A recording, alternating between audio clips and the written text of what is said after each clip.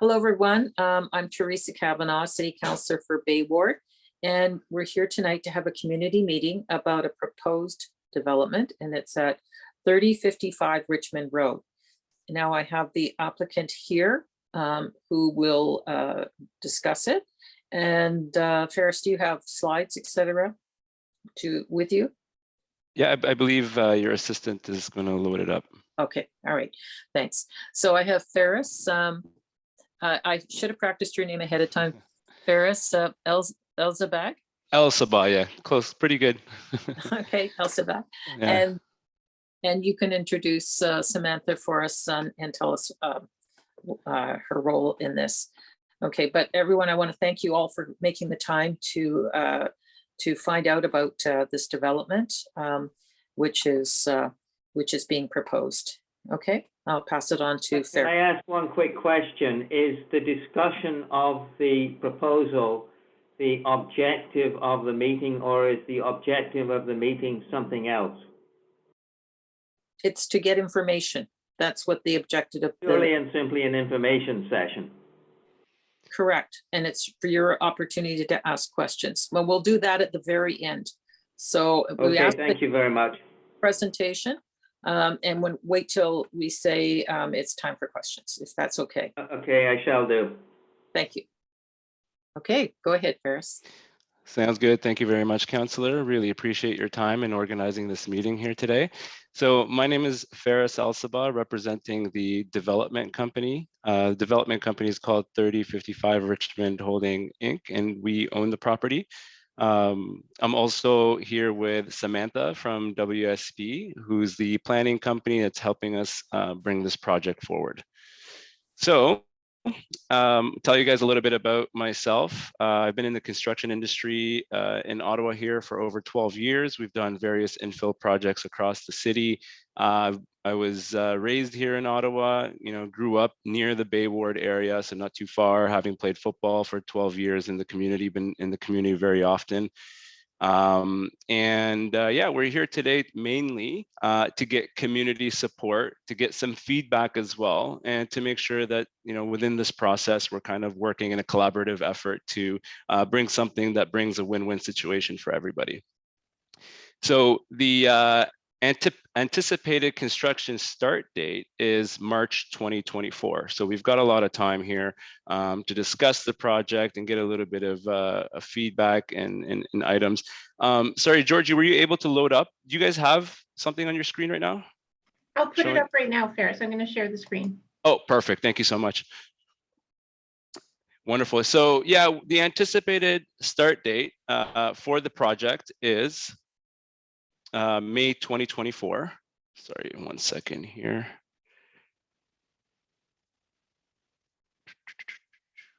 And we are looking to build a low-rise apartment building that is 4 stories high, facing Richmond Road. There's roughly going to be 16 residential units, and the target demographic is young professionals. The majority of the units are 1-bedrooms with some 2-bedroom units. I believe I have power of the screen here. Oh, but I don't think I do, but that's fine. George, you can feel free just to keep kind of going through it. Okay. Yeah, so essentially the idea is that we are looking to bring a certain level of intensification to this area. And we thought, in between the 2 options of having 5 townhouses in the area or a 16-unit building, that a 16-unit building kind of made the most sense. Now, at first, it might seem like that's, there's a lot of stories going up, but if you see in the back there, where you see at the very bottom, the grade from the highest part of the property to the lowest is a difference of about 10 feet. So from the Richmond Road area, it doesn't look like it's 4 stories up. Rather, it looks like it's about 3 stories up, where we've got 4-story, and from the back, it'll look like you have 4 stories. So we've got 10 parking spots, with one of them being a visitor parking spot for the 16 units, with transit being easily accessible and targeting young professionals, while also there being limited parking, or sorry, no parking on Richmond. We feel like the parking equation won't necessarily be a huge impact, but we're willing to hear kind of some feedback. Sam, did you want to talk about some planning items there? Yeah, sure. I can absolutely speak to some of the planning context for the site. So under the current official plan, the site is within the general urban area, which permits a range of residential uses, including such as the low-rise housing type that's being proposed as part of the development. The policies are quite general in the current official plan, which, although the new official plan was adopted by council on November 24th, 2021, it remains subject to ministerial approval. And until such time, the current official plan will apply, and the cities, their policies are, it's whichever is more restrictive of the two versus the current or the new official plan. So right now we are considering both official plan, both the current and the new official plan, while evaluating this development, and when we're considering the policy context for it. So under the new official plan, Richmond Road is considered a corridor main street, which is the city envisions as being a location for intensification, and being areas where there's transition from those neighborhoods to the corridors themselves. So it is a designation change, because right now it's not, there's no main street designation, whereas in the new official plan there would be. In terms of the zoning, the site is currently zoned, it's R1 zoning, it's R1 GG, I understand. And right now, as part of the application, right now we're considering it would be a combined site plan and rezoning application. And we would be proposing to rezoning from R1 GG, which is residential first density zone, subzone GG, to R4M, which is residential fourth density zone, subzone M. And the reason for rezoning from R1 to R4 is because currently the R1 zone does not permit a low-rise apartment as a use. And in order to do that, to permit low-rise apartment, we are proposing to change the zoning to R4M. And the reason why we've proposed the R4M subzone is because, based on the current lot characteristics into the lot width, the lot area, as well as the proposed site plan, which we are considering right now, it's subject to change prior to formal submission, but it is the best fit in terms of what we've come up with to date. And in terms of the rezoning, go ahead, Ferris. Yeah, no, that's awesome. And I think it's important to know, I'm assuming the majority of concerns within the community are going to be regarding the height, which in turn might affect and cause some shadowing, right? Now, we did a shadow analysis, and interesting enough, there on the back of the property, there are a series of 40 and 50 foot trees that would actually cover. You see there at the back on the right, there's a series of trees that are about 40 and 50 feet in height that block most of the shadowing in the rear. And in the shadow analysis, we noticed that the only impact throughout the day would be at 8 a.m. During one of the seasons. I want to say it's winter, in the winter season. And in front of the building, the only shadow impact would be at 8 p.m. in one of the seasons. So apart from the adjacent, the immediately adjacent townhouse, most of the impact on shadowing would be at one time during the day during a season. And most of the shadowing would be covered by the 40 and 50 foot high trees that are existing. And yeah, I mean, in terms of certain operational items that you guys might be curious about, we plan on holding garbage within the building and having it brought out to a road coming off of Richmond into the property, where we'll have a private contractor take it on and off. Snow storage has been accounted for on the property, and also regarding drop-ins and drop-offs for logistical issues, we do have one parking spot. Now, for the most part, a lot of you might be curious about why we selected this property. The property is huge in terms of square footage. It's one of the biggest properties in the area, and the city is going to want to see it intensified. The question is, what do you do? What kind of intensification do you do? It's currently located at the western edge of the existing residential development that fronts onto Richmond. As Sam was saying, Richmond Road is a corridor where the city, under the new OP, a new official plan, will want to see more intensification and are supporting low-rise development. And yeah, that's pretty much it regarding who we are, what we plan on doing, and kind of like the building at first glance.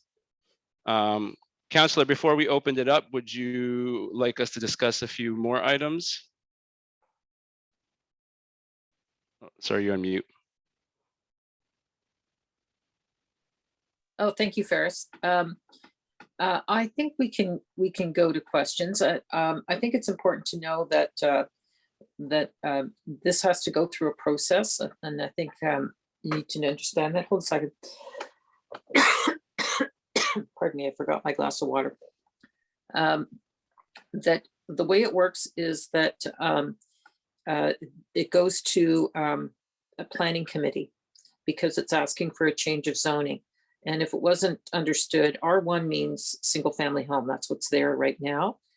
Because it's on a main road, the city does see that as a first location for something more than single family homes, especially on larger lots. And that's why the proposal is being looked at. So the city does a thorough study on all aspects like drainage and engineering, etc., and make sure there's enough clearance in front.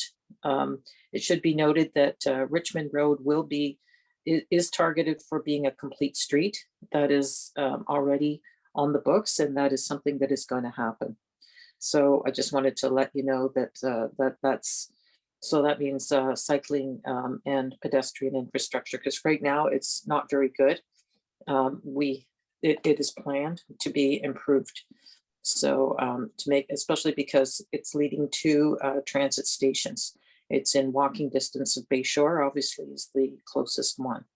So that's why these developments are often targeting areas like this.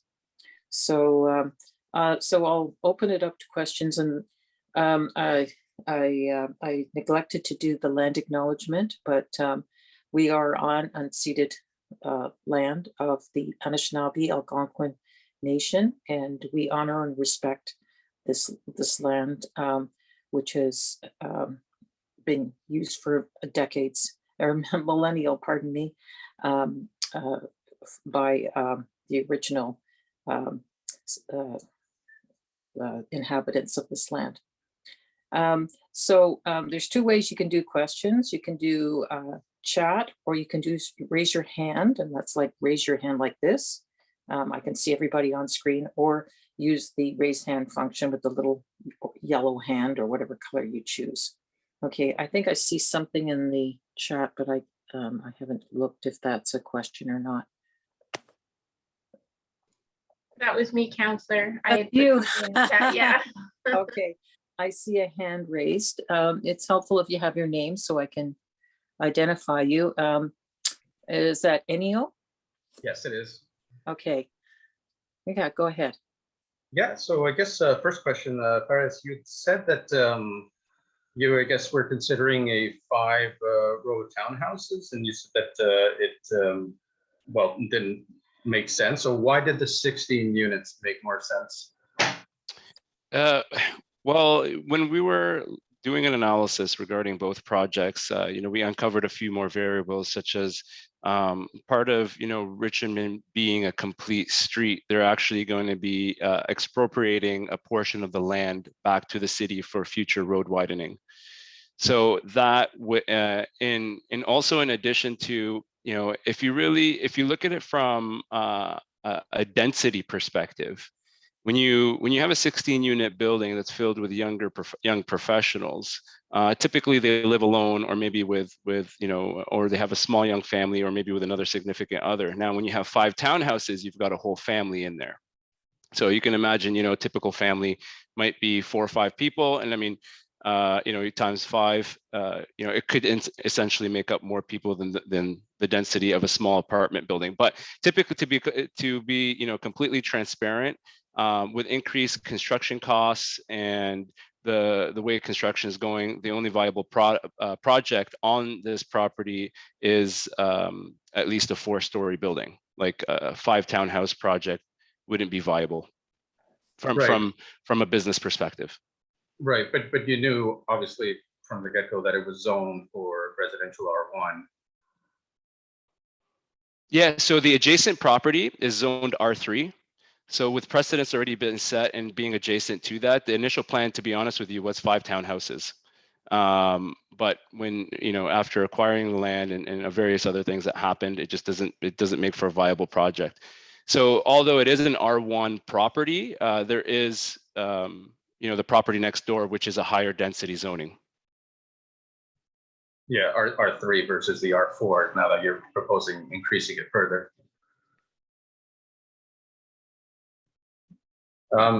So another question, you had said that the unit would block most, or that the trees block most of the shadowing already.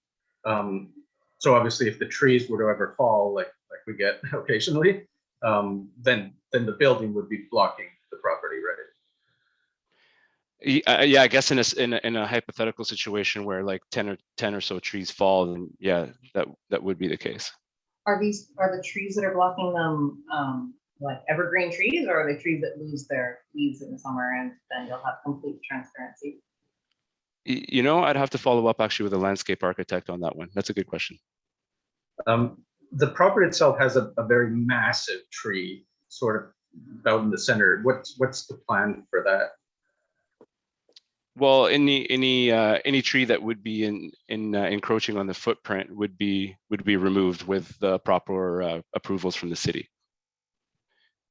And we'd also have a quota of replanting a certain amount of trees as well. So essentially, it's a process that my landscape architect would go back and forth with the city until the city's arborist is satisfied. Now, obviously, you guys are aware of the steep slope of the whole street, and in particular, the houses backing the units. So what about the design was took into consideration that basically you're overlooking now onto an entire neighborhood over here, all of like every single one's backyards and whatnot. No privacy from that height whatsoever. And I'll just say that, like, to clarify, there's a property around the corner that has a unit that the townhouses that are right next to this property back onto that one. We've been in that yard and we've seen the angle, and already they have so little privacy with that elevation. This elevation would absolutely, we would have no privacy of any of the houses on that street. Yeah, so we definitely have to take that into account, especially when we're looking at window placements and balcony placements and whatnot. The city does have certain guidelines that do protect the neighbors and ensuring that their privacy is considered. So this is kind of like a process that we are going through, as Councillor Kavanaugh mentioned. As part of this process of the rezoning and whatnot, we have to go through a series of feasibility studies and architectural modeling, and present that to the city, and they highly scrutinize them and pass them back to us. And it's just kind of like we keep going back and forth until we ensure that we're meeting the guidelines put forth by the city. So that being said, are you open, if the design is for a 16 unit, are you open to taking into consideration that the whole lower level of Fernwood into that design process to mitigate or eliminate that privacy breach? Yeah, I mean, look, we're definitely looking for feedback. You know, if privacy is one of your main concerns, especially on the rear side of the property, then that's definitely something that we're going to have to highlight and we're going to have to look at. Yeah, I just think that I know that you emphasized that from Richmond itself, that the 4 stories doesn't really seem like 4 stories, it's 3. We have the opposite problem down here. We're lower, and so 4 stories It'll is look like like 6. six, yeah. Like it's incredibly high. And absolutely will have a big impact on all of our plans. Yeah. Yeah, I mean, you know, initial plans when we changed from the townhouse idea, we actually had a pre-consultation meeting with the city planners, and although the new official plan does support mid-rise apartments, we decided, you know, such a drastic change would probably have a lot more impact, so that we kind of settled on like a low-rise. So instead of like 6 to 8 stories, we decided, you know, you know, first we talked about 5, and then we settled on 4. So I mean, you know, you know, we looked at it from a 3-story perspective, and it wouldn't make business sense to do 3 stories. So what we'd have to do is really mitigate, you know, the concerns of privacy in the back there. And I do understand what you're saying. Like you know, I've walked the property a number of times. And I can just envision sitting at the back there and kind of looking and seeing, you know, this big building at 4 stories. But I guess the question really, the major impact really is the shadowing, and you know, the modeling was a little bit more surprising than we thought in terms of impact, in terms of, you know, less impact than we originally thought.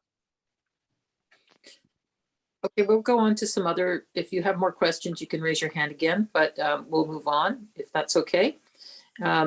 Just to keep it circulating. And I just want to let Mr. Chadwick know, I see that he's muted himself. So if you go *6, you can unmute if you need to ask a question, because, and I understand you can use *9 to raise and lower your hand. Yes, I'm afraid I can't, well, I can raise my hand, but I can't see the point of it. Firstly, I would challenge your statement that we don't have privacy now, but I would challenge it very, very vigorously. We do. When I'm in my backyard, I can see the trees, I can see my next door neighbor's backyards, but that's about it. The other question that has come up to my mind when you said young professionals, there appears to be no provision whatsoever on the lot plan that I have seen that would allow children to play. Surely you're not suggesting that the children should be sent out to play on Richmond Road, given the speed that the traffic moves on it? No, definitely not. And having young children myself, I can appreciate the concern of that. There is requirements for amenity space as per the city guidelines, and we've included for amenity space within the building, as well as on the property. Children need to play out. They need fresh air. I mean, it's all right to say they're cooped up in the building the whole time. Yeah, that's not right. You're going to have to tell my kids I need them to get out a little bit more. They're stuck on their tablets all day. Well, that's not my job to tell them that. It's yours. John? I'm sorry. Yeah, no, I think you've made your point.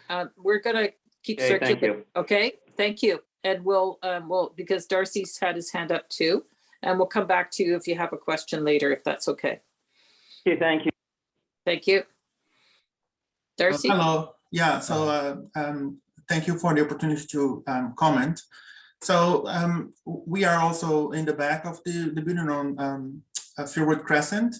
And for us, really more than shadow, our main concern is really privacy, especially when you look at the terrace and the idea that it's going to be a common space where people will stay there. Whatever part of the day that they are there during the summer, grabbing a beer or something, they'll be able to really look into our backyard. So for me, more than shadow, privacy is the main concern.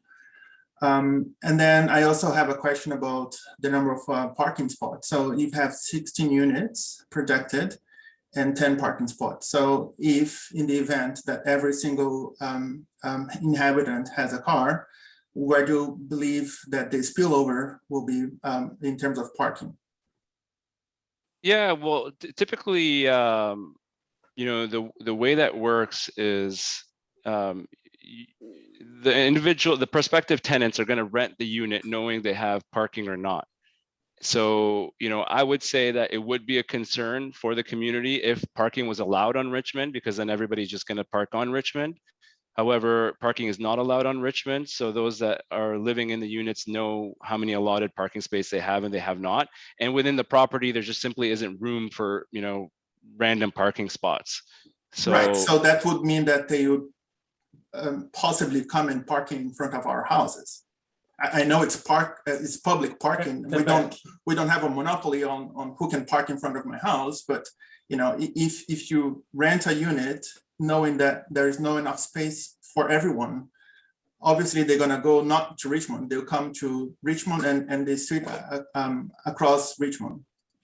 Yeah, and that is a good point. And we did, because we always want to challenge the various items of concerns, and we did look at it that way. And although what they would have to do for it to make sense, they would have to cut through they park their car, cut through your property, and then jump a fence, which No. Let's not get into that, because that's just not, that is not feasible. That wouldn't. Listen, here's the way it works for parking. Your street, I believe, has no parking restriction beyond the normal parking restrictions that you can't. The normal parking restrictions is you can't park more than 3 hours, and if you the rules are set. If there's people who are parking long term, you can report it. By law, we'll ticket them. The issue is this a problem? If you feel that it is, you can go with your neighbors and put parking restrictions. But the catch is, if you put parking restrictions, they apply to everyone. So if you all decide on a street to have no parking anywhere, that means no one. It doesn't mean certain people. Right. So that's the catch. So the catch is that we need to address the problem after the fact. It's a choice of having cars parked in, but Ferris, what I think Ferris is trying to say is, anyone who takes a unit and without a parking spot but has a car is really being vulnerable, because this is happening all over. If you get an apartment and you don't have a parking spot, you're setting yourself up for failure, because you're bound to get more tickets. You don't have a place to park it. But you're putting the onus on. You shouldn't be doing it. But then when you're putting the onus on the citizens, like if I'm renting a unit that not necessarily will have a parking spot, then it's up to me to solve my problem. So if you're limited to 10 parking spots, why not limit the number of units to 10? Well, typically, sorry, go on, Councillor. Okay, right now, there's a lot of developments going on, and most of them have reduced parking.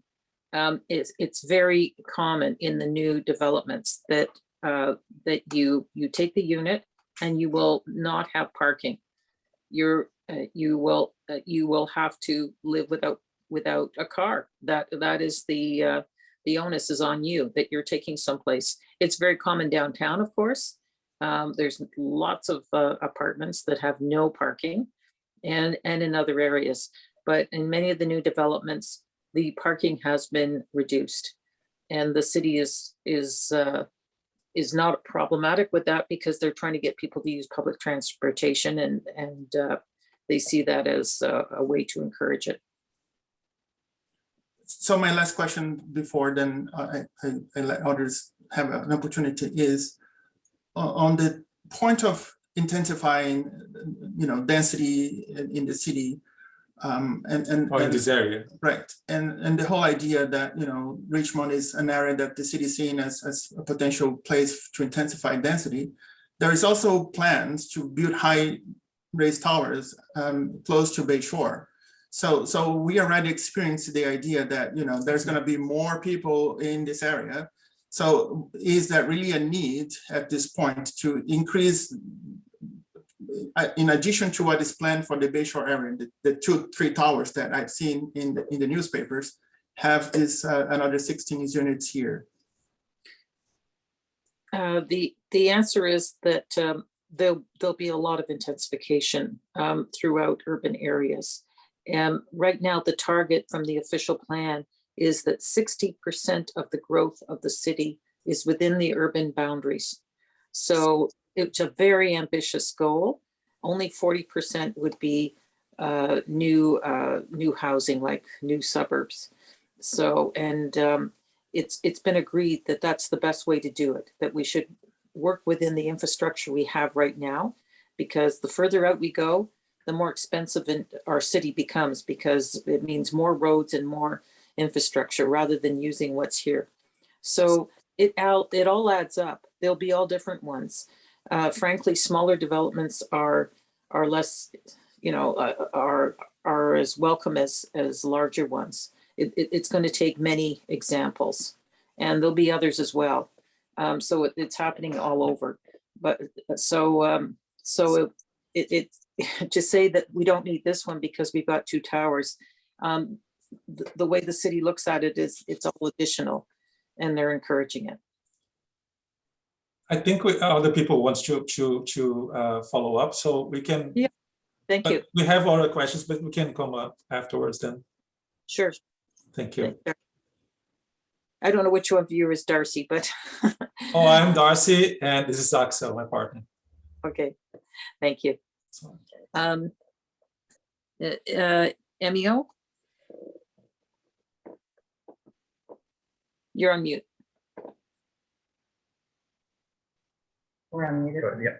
Yeah, I just couldn't agree more though on the fact that when we're talking about intensification and how putting in the townhouses would offer more intensification and more space for families. Like, we're a young family. We're a family of 6 living in this home, and we're trying to build a sense of community. And we've gotten to know our neighbors, and it's hard enough to get into the market as it is. And so we know firsthand how hard it is to find spaces for families that aren't, high-rise condo buildings. That space is really needed. We have 4 kids, and it was nearly impossible to get into the market. And so many people are in our position. So to think that is exactly what could go there, it would offer more intensification without encroaching on everyone's privacy by having such a tall building and by having just more of the same. I'm really disappointed to hear that wouldn't be the direction that it would be going. I think particularly with 5 units, if there's families in them, then you're getting your 16 residents right in there without changing the character of the community. And I also just wanted to add, sorry, I'm just jumping in before I forget that the situation where you said people take apartments that don't have spaces and live without a car, that's just absolutely not the reality. Having lived in Ottawa and rented many apartments and lived with many roommates, I can guarantee you that lots of people take apartments that do not have parking, and they park illegally. They risk getting tickets because it's just as expensive as having a unit. I had a roommate who did that for years, and she only got ticketed a handful of times, and so she parked on a street that she wasn't supposed to park on forever. And that's what people do. That is the reality. Okay, thank you. By the way, one of the parts of the official plan that has been emphasized is missing middle, which is exactly what you're talking about, and that is family housing that is affordable. And so that is something that has been emphasized in the official plan as being needed. And developers don't want to do it because they say it's not feasible for them in terms of getting their money back or making money on the property. And I find that worrisome. I do. So I understand what you're saying. I'm just going to check to see if John wanted to add anything.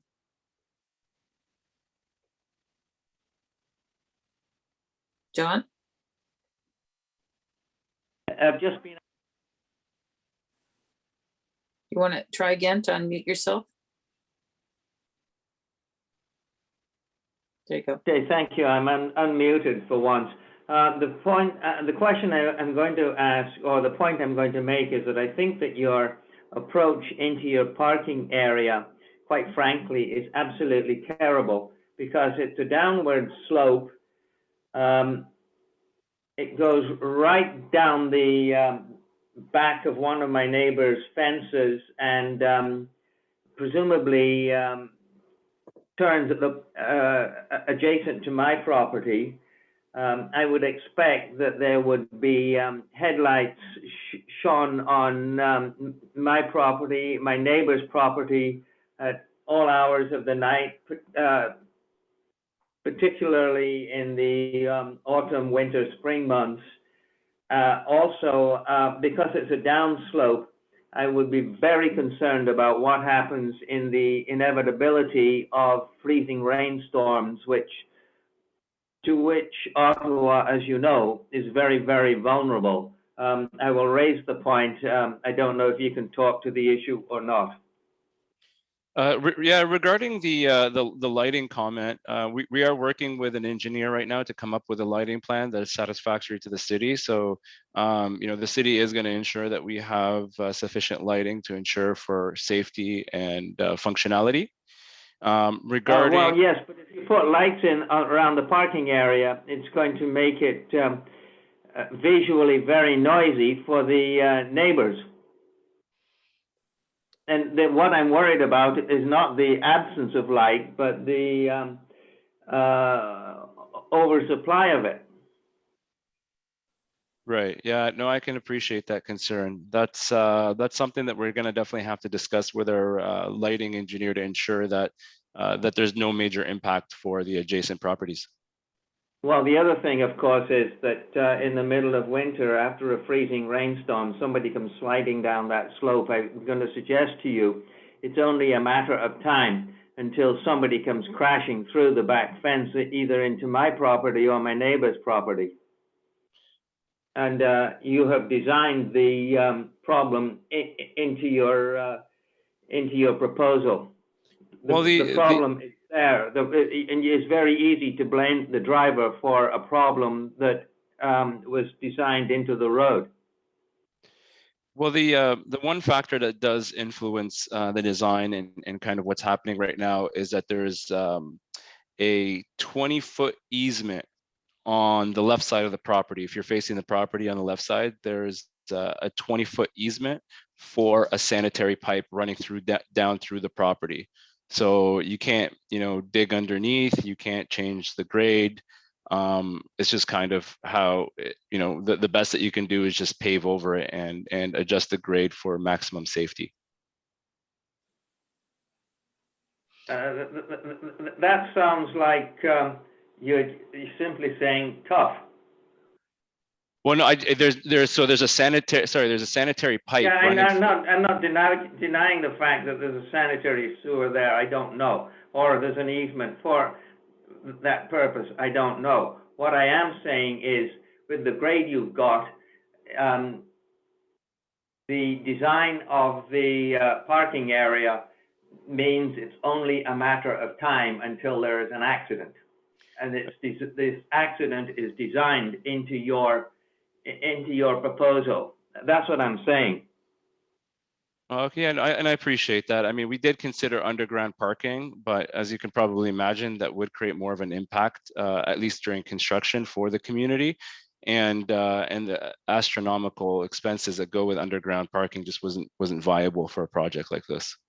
So, I mean, the only real answer would have been more underground parking and more room on the property. Well, then do it. If you need more underground parking, put underground parking. Don't create a dangerous situation. I mean, frankly, I used to work for the Transportation Safety Board. I've seen dangerous situations. And I think I recognize one here. I'm suggesting the accident is inevitable. Okay, John? It's designed into the accident is designed into your proposal. Okay, John, you've made your point. So Thank you. I'm going to move on to. Thank you. I apologize, Perrin, I missed seeing your hand because the light in behind you faded it out, and my staff just mentioned, hey, you missed her. Okay, go ahead. Oh, you're on You're mute. you're not on mute, but unfortunately you've got no sound. So No check your sound. Is it no sound? No, that's better. Okay. Yeah, actually, I wanted to talk about the parking issue. I'm the resident of, I'm the homeowner, home 3049 Richmond Road, that there are 5 row units. Even now that we are just 5 families, we really have this issue, parking issue. I love my home. It's in the best neighborhood. Everything is perfect, but the parking spot. I mean, if you want to build 5 row units, there will be a very big problems for the residents. Imagine 16 families in one building.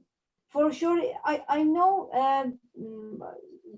we can put signs for no parking or anything, but people just may park for 1 minute, for 5 minutes, and you know, for the other residents and for neighbors, it's a big hassle. Almost every week I have this issue in our driveway in the common area, and this is what I wanted to raise for the counselor, if we can do something for that, because we have a common area for 5 row units that for snow removal service and for different services we have problems because we are freehold, but we have common area. And there is a big ditch in front of us that it makes lots of problem for us. It can have ticks, it can have other insects.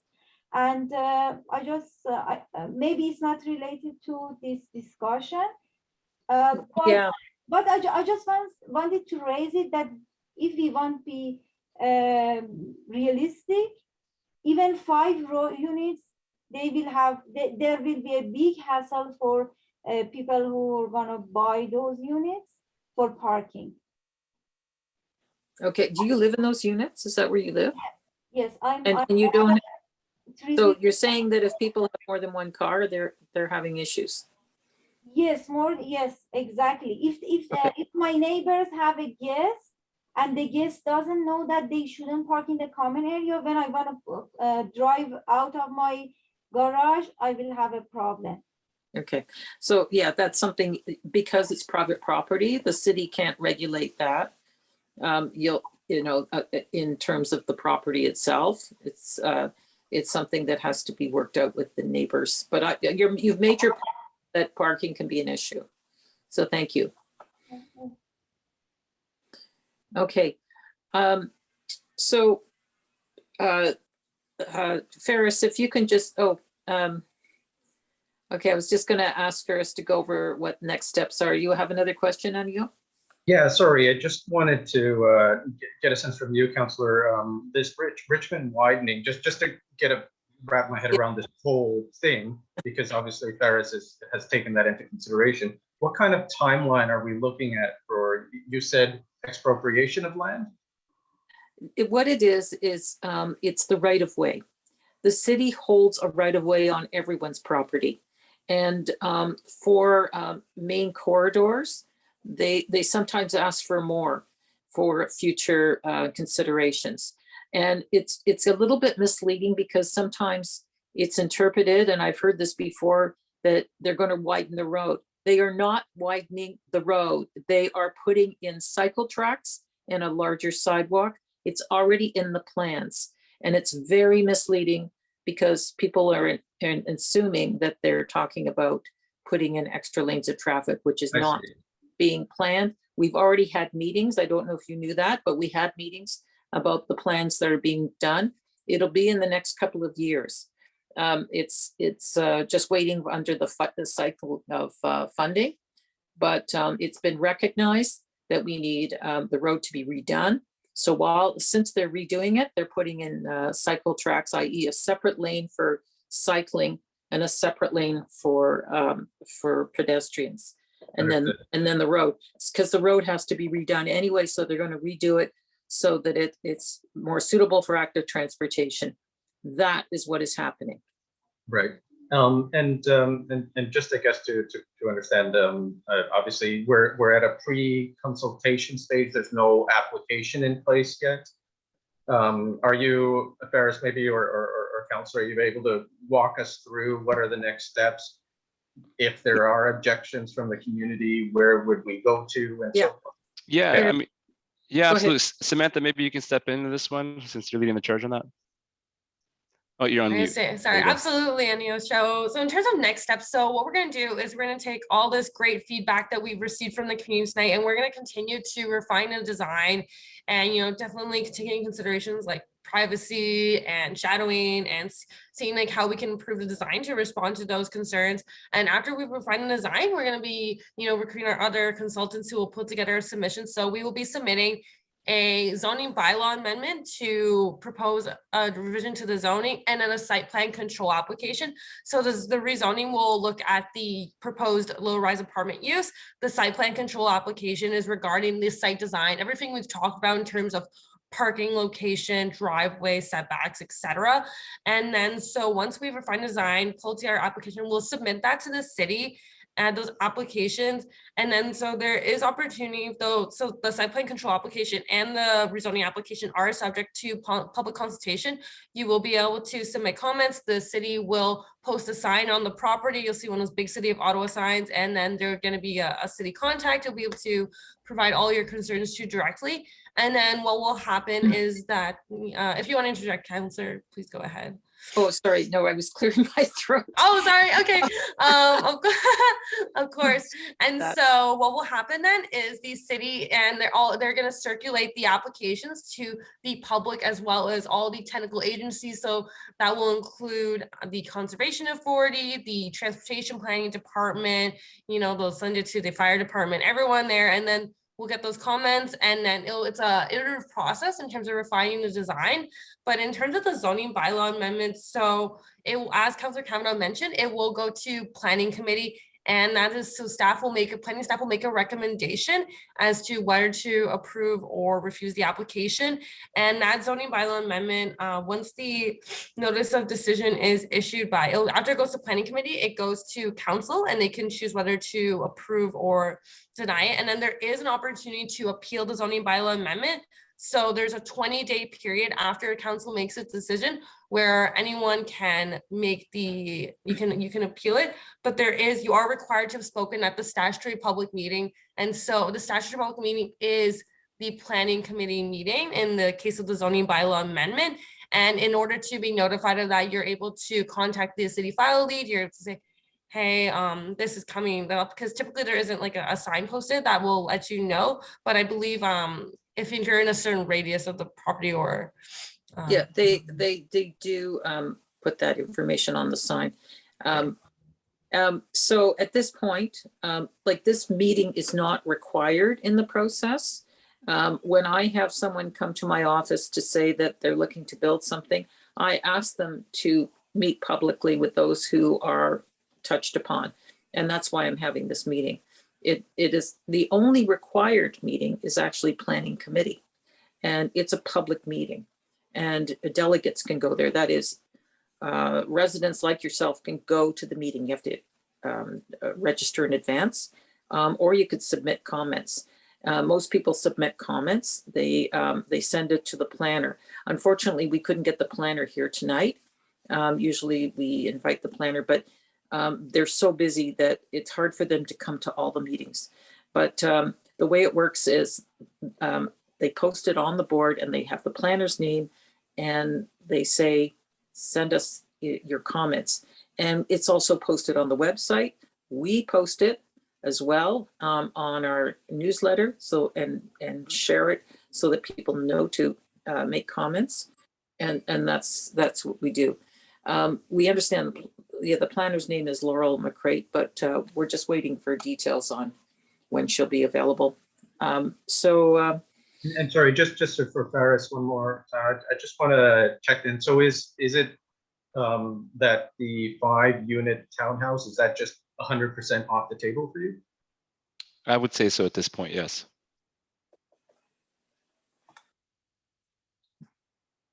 Yeah, I have had very few, almost none, well, not none, but most of the applicants are apartments. And frankly, I would like to see larger units. I would like to see more family units somewhere in there, because I think there's a lot of need for units too. I'm not picking on you, Ferris, but it's just that everyone is coming in saying that they're going to build smaller units.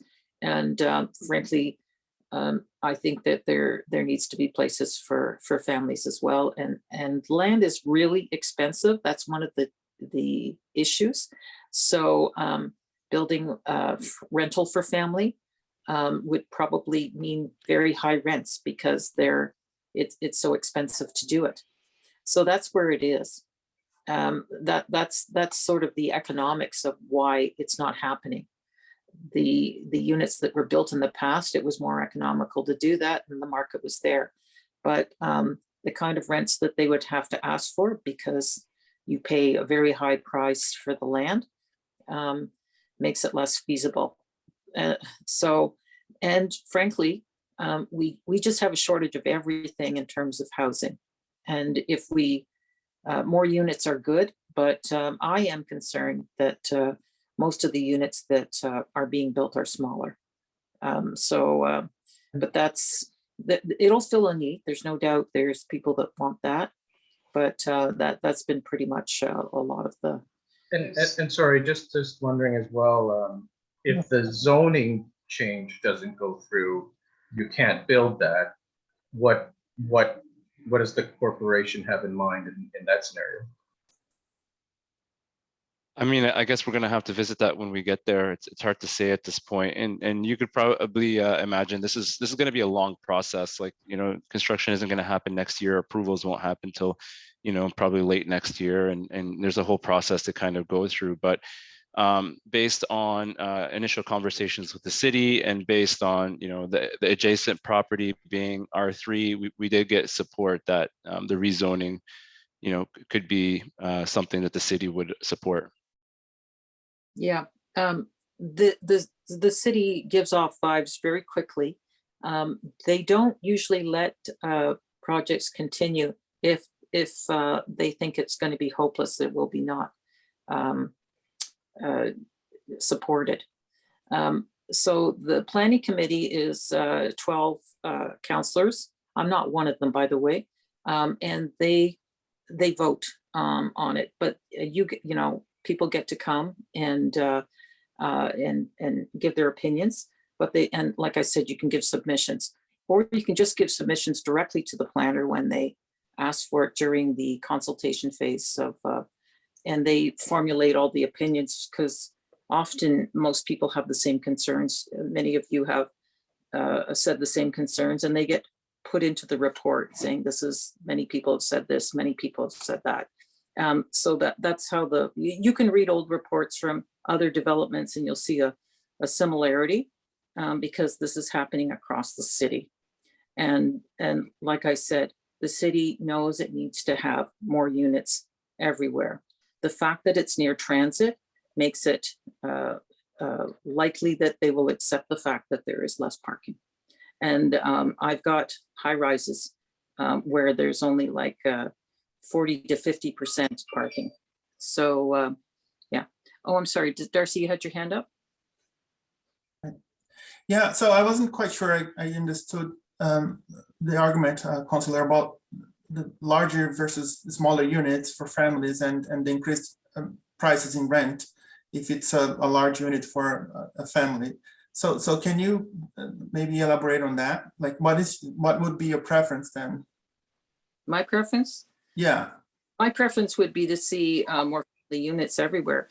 But I'm quite realistic about the economics of it. The fact that the land costs so much, and it costs so much to build right now. I don't know if you've done anything lately with housing, but prices are going up astronomically.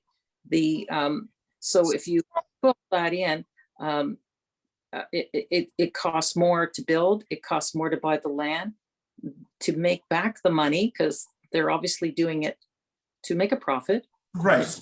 Let's not kid ourselves. Right. But not a huge profit necessarily, but a profit.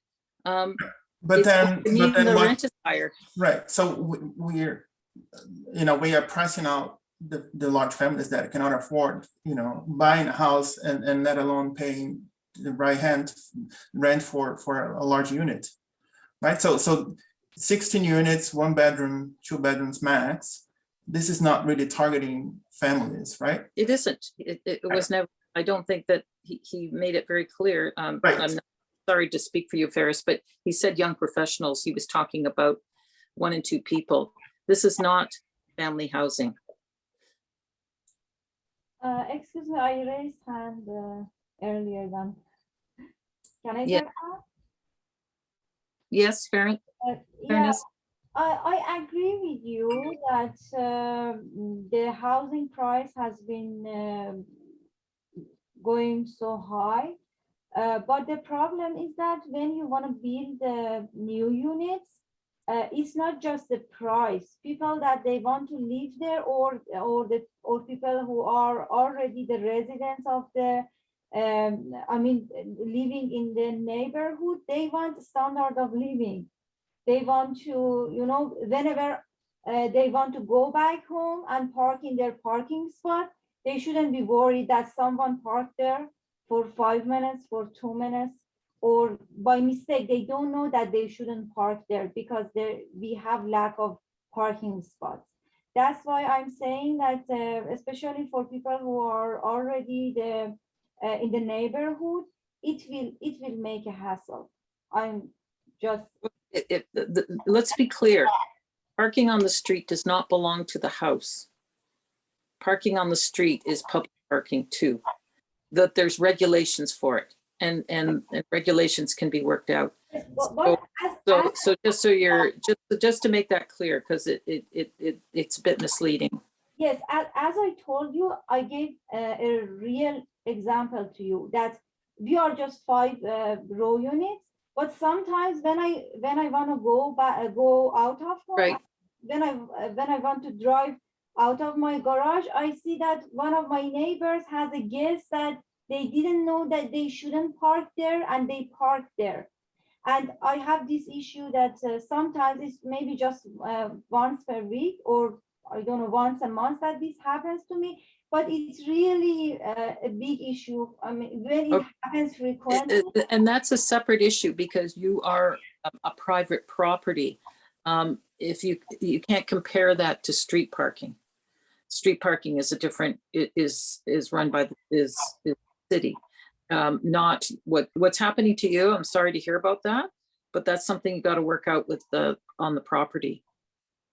But you made your point that parking is. Heads up to you. I think your point is that parking is at a premium. Yeah, I'm just giving the heads up that if there is lack of parking spots, there will be a big issue there. Yeah, thank you. Okay, thank you very much.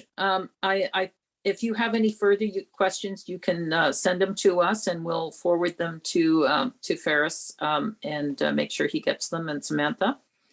Thank you for your time. I appreciate it. We've given Ferris and Samantha lots of food for thought in terms of the considerations. And I thank them because it's generous to come before you've finished planning. And it really is. If we did not have this process, you would just see a sign, and it would be already been vetted by the city. So this is still in the early stages. So I appreciate that you had the opportunity to do this. Well, we do as well, Ferris, and Samantha, it's certainly appreciated. And we're just really hopeful that you're, if you're really great designers, then you'll try to come up with the solutions here. And I've been working with some developers already, and I suggest site visits. If it gets to the point where they're looking at the back property, that they knock on the doors, and the neighbors come out, and you talk about, should there be a fence, should there be trees, that kind of stuff. We've already done this with several properties, and you can sometimes just work things out if that is the direction it goes. I'm not saying it is, but because I can't speak in terms of what the planner is doing with this file. Okay, so thank you very much and have a good rest of the evening. Take care. Awesome. And thank you, Georgie, for all your help this evening. My Thank you, staff. Counselor. Thank you, everybody. Looking forward to working with you guys. Thank you. Take care. Have a good Bye-bye. evening. Hey, thank you for a good meeting. Thanks. Thank you. Bye.